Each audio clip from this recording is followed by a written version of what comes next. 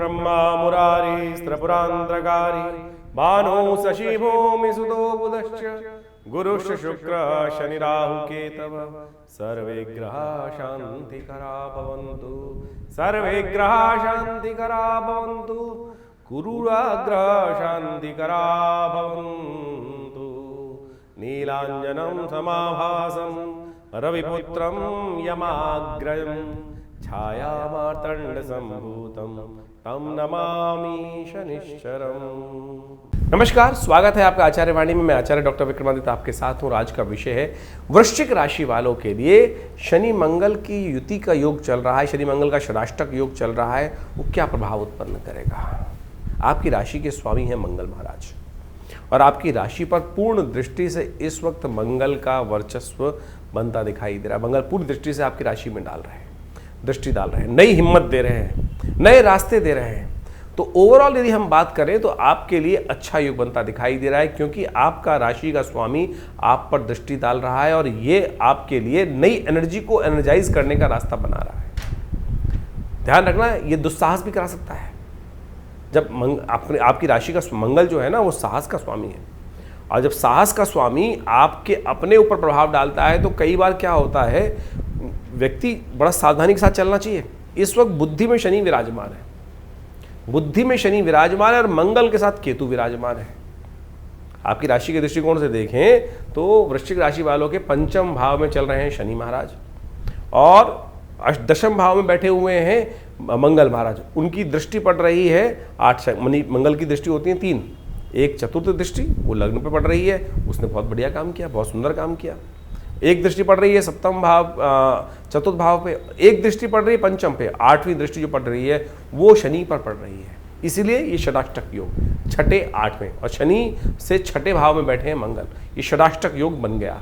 ये षडाष्टक योग द्वंद्वात्मक स्थिति उत्पन्न करता है, संघर्ष की स्थिति उत्पन्न करता है, विस्फोटक योग बनाता है। विश्व में देखिएगा द्वंद्वात्मक स्थिति, राजनीति कुनीति का योग चलता रहेगा, द्वंद्वात्मक आकाशीय विस्फोट की घटनाएं कुछ बढ़ सकती हैं। और ऐसे में आपकी राशि के दृष्टिकोण से बस आपको ध्यान रखना है, क्योंकि शनि महाराज बुद्धि भाव में चल रहे हैं, कहीं अड़ियलपना ना ला दें, और अड़ियलपना लाए तो फिर वो क्या करेंगे, व्यवसाय में कहीं ना कहीं नुकसान दे देंगे। लेकिन हिम्मत बहुत बढ़िया है, नए कार्यों को करने के लिए हिम्मत आपकी राशि के दृष्टिकोण से बड़े सुंदर रूप से आपको बनती दिखाई दे रही है। तो इस हिम्मत का उपयोग करने का प्रयास करें। जो हिम्मत अच्छी होती है ना, तो फिर पत्थर तोड़कर भी व्यक्ति पानी निकालने का, जो फुहारा चलाने का काम कर सकता है। इस वक्त वो बहुत बढ़िया है आपके लिए, तो इसका उपयोग आप पूर्ण रूप से करेंगे तो बहुत अच्छा रहेगा। नए संपर्क साधने के लिए अपने आप को एनर्जाइज करें, रिवाइव करें। शनि क्या कर रहे हैं इस वक्त, थोड़ी बुद्धि में जड़ता ला रहे हैं, बुद्धि में अंधकार लाने का प्रयास कर रहे हैं, और अंधकार में लाने के कारण से हिम्मत नहीं करने दे रहे थे आपको काफ़ी दिनों से। इस वक्त मंगल ने कुछ चेंज लाकर नए संपर्कों को पुनः रिवाइव करने की, कॉल कीजिए, फोन कीजिए, बात कीजिए, बात करने में कुताही ना बरते हैं। शनि महाराज इस वक्त आलस्य करा रहे हैं आपके राशि के दृष्टिकोण से, उस आलस्य को ही आपको त्यागना है। आलस्य त्याग कर बस एक काम और बचना है, दुस्साहस। अपनी सीमा को पहचानते हुए कार्य करने का प्रयास करें, अपनी सीमा से बाहर जाकर काम न करें। इस बात का ध्यान रखते हुए यदि आपने कार्य कर लिया तो ये जो षडाष्टक योग विश्व के लिए घातक है, आपके लिए तो खास तौर पे लाभदायक बन सकता है। और यदि आपने समर्पित कर दिया अपने आप को शनि महाराज के प्रति, तो फिर कहीं ना कहीं फंस जाएंगे। ऐसे में कुछ खास उपाय जो आपको करने चाहिए वो भी नोट कर सकते हैं आप। आपकी राशि के दृष्टिकोण से षडाष्टक योग चल रहा है, तो आप सबसे श्रेष्ठ उपाय जो करें तो आपके लिए अच्छा रहेगा। मंगल और शनिवार जितने पढ़ें, ये 28 नवंबर खासतौर पर जुलाई तक योग पड़ रहा है, जितने मंगल और शनि पढ़ें उसमें हनुमान जी को चोला चढ़ाने का प्रयास कीजिए।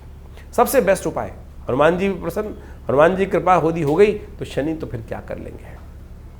आपने कथा सुनी होगी, हनुमान जी ने शनि को दासत्व से मुक्त करवाया था, और जब उसके बाद हनुमान जी को आशीर्वाद शनि महाराज ने दिया कि जो आपके भक्त होंगे उन पर कभी कष्ट देंगे नहीं। तो आप सीधा सीधा उपाय, किसी और चक्कर में ना फंसे, सीधी तरह से उपाय करने का प्रयास करें। तो ये मंगल और शनिवार जितने भी बीच में पड़े उनमें विशेष तौर पर हनुमान जी को सिंदूर और चूल्हा, सिंदूर का चूल्हा और साथ में चमेली के तेल में मिलाकर, सुगंधित तेल में मिलाकर उनको अर्पित करने का प्रयास करें। जय जय जय हनुमान गोसाई कृपा करहु गुरुदेव की नाही। तो इस बात का ध्यान रखते हुए पाठ करेंगे तो आपके लिए ये ग्रहों की स्थिति बहुत सुंदर रूप से आगे बढ़ने की स्थिति को उत्पन्न करती दिखाई दे रही है। वृश्चिक लग्न वृश्चिक राशि वालों को एक बात और ध्यान रखनी चाहिए कि इस वक्त ग्रह योग कहीं ना कहीं बंधन युक्त योग बना रहे हैं, और ये योग कहीं ना कहीं आपके लिए थोड़ा सा बंधन युक्त दे सकता है। गलत काम मत कीजिएगा, गलत काम के गलत नतीजे होते हैं, और वो कहीं ना कहीं ये बृहस्पति के दृष्टिकोण से जो योग बन रहा है वो कहीं ना कहीं द्वंद्वात्मक स्थिति उत्पन्न कर सकता है। द्वंद्वात्मक नहीं, बंधन युक्त, कहीं ना कहीं बंधन में फंसा सकता है आपको।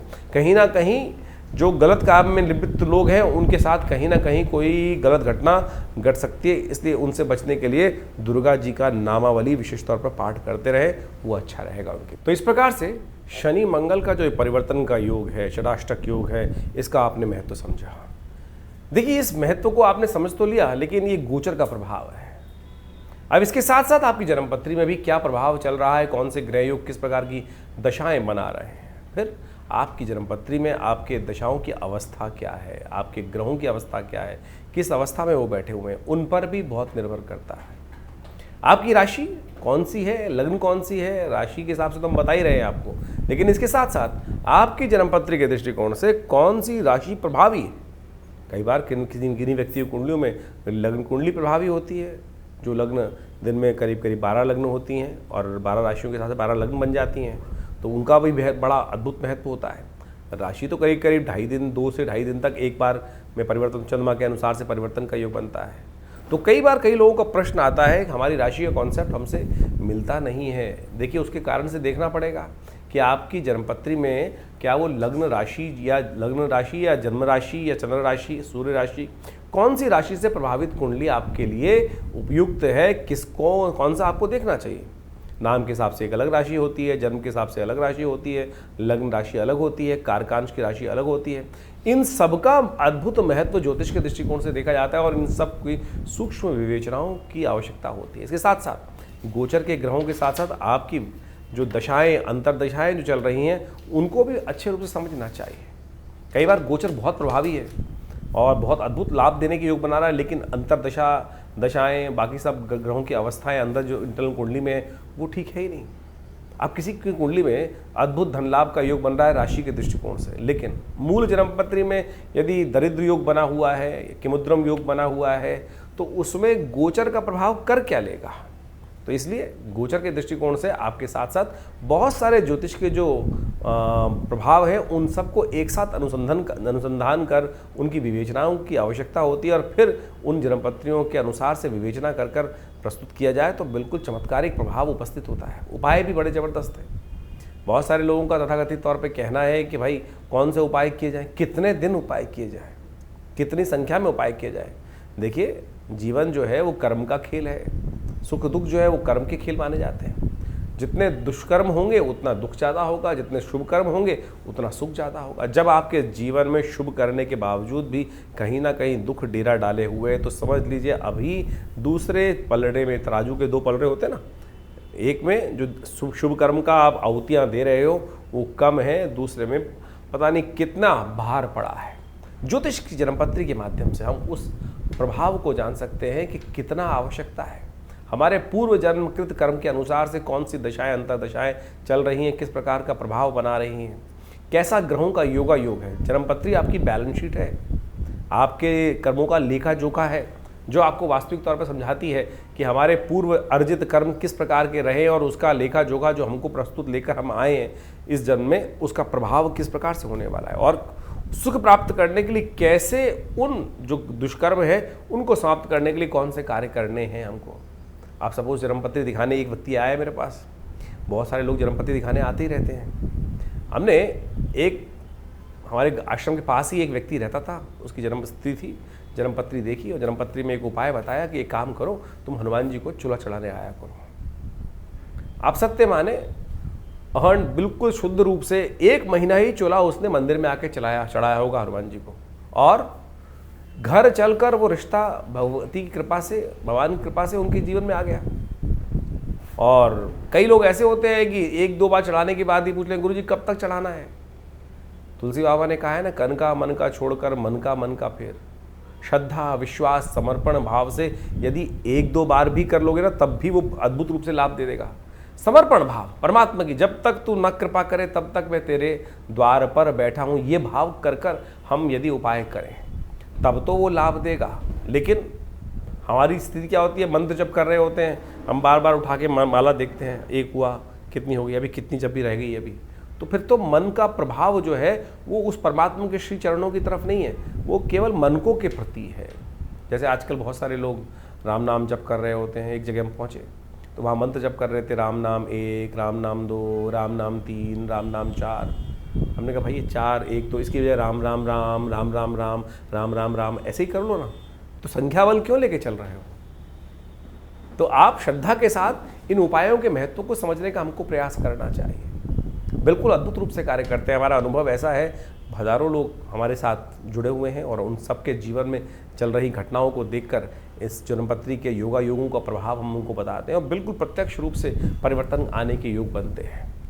लेकिन परिवर्तन आपकी अपनी मेहनत, आपके अपने कर्मों के अनुसार से आएंगे, परमात्मा की कृपा से आएंगे। तो इसलिए इस संसार में हम दुख झेलने के लिए नहीं आए, इन सरमार पे बड़ी मुश्किल से बड़े भाग्य मानुष तन पावा। इसलिए इस ज्योतिष विज्ञान के माध्यम से हम समझें कि आने वाला समय हमें कहाँ अच्छे कार्य करने की तरफ प्रेरित कर रहा है, कौन से कष्ट आने के योग बन रहे हैं और कैसे उनसे उन कष्टों के प्रति हम निवृत्त होकर अपने को रक्षा कवच के अंदर ले जा सकें। वो प्रभाव ज्योतिष के द्वारा हम अच्छे से अपने जीवन में उपस्थित कर सकते हैं। नहीं तो ढैया, साढ़े साती, कभी कुछ और महादशाएं, कभी राहु की, कभी शनि की, ये सब चलती रहेंगी। लेकिन बहुत सारे लोग जीवन में सुख प्राप्त करने के योग बना लेते हैं और बहुत सारे जीवन में कष्टों का, हजारों लोगों को कष्ट हो रहा है लेकिन कुछ लोगों को फिर भी सुख प्राप्त करने के योग बन जाते हैं। तो आप समझें ये सारा कर्मों का खेल है। कर्म सुधारने का हमको प्रयास करना चाहिए। ज्योतिष के विज्ञान के माध्यम से हमको कर्म सुधारने का रास्ता ही प्राप्त होता है। इन सब चीज़ों को आप समझें अच्छे से, अपने ग्रहों के प्रभाव को समझें और प्रत्यक्ष रूप से आप यदि इन सब जो रास्ते हमने आपको बताए हैं इनको यदि अपनाने का प्रयास करोगे तो हमारा ऐसा विश्वास है, हमारा ऐसा अनुभव है कि जीवन में कष्टों से निवृत्ति का योग भगवान की कृपा से बन ही जाता है। खैर, आपके मन में जो भी प्रश्न चल रहे हो चिंता ना करें, आप हमारे इस कार्यक्रम के माध्यम से हमारे इस चैनल पर या व्हाट्सअप नंबर, जो नंबर सामने स्क्रीन पर चल रहे हैं उन पर भेजिए।